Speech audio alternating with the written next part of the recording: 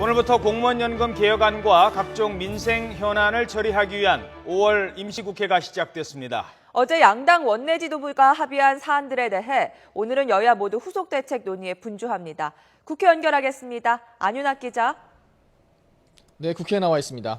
자, 오늘 후속 대책 논의 움직임이 좀 활발할 것 같은데 어떻습니까?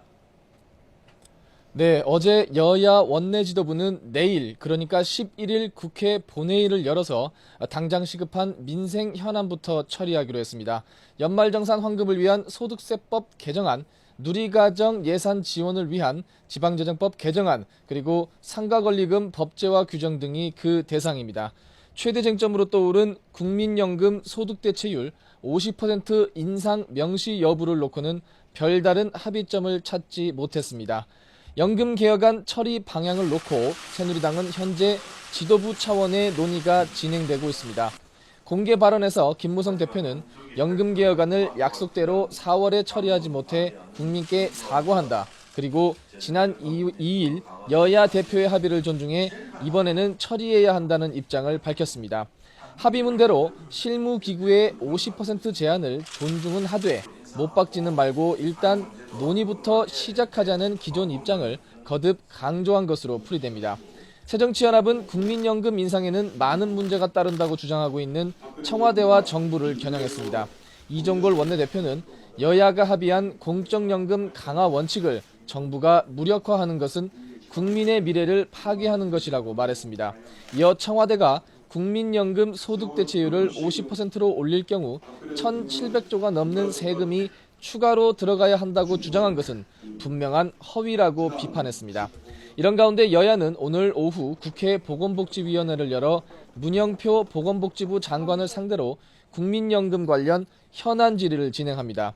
핵심 쟁점은 아까 말씀대로 국민연금 소득대체율을 50%로 높이려면 보험료를 얼마나 더 내야 하는지입니다.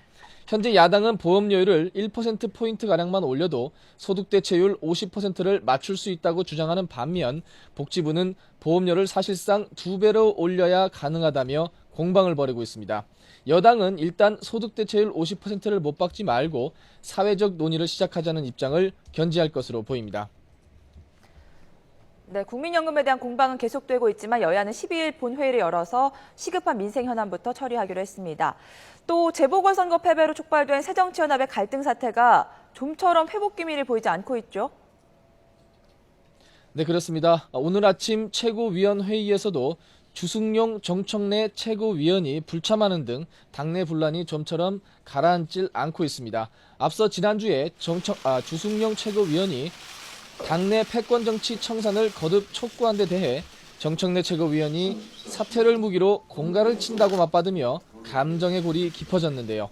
새정치연합은 어젯밤에는 심야 최고위원회를 열어 당 갈등 수습 방안을 논의하기도 했습니다. 주승용 정청래 최고위원이 불참한 상태에서 진행된 어제 회의에서도 정청래 최고위원이 사과해야 한다는 데 의견을 모은 것으로 전해졌습니다.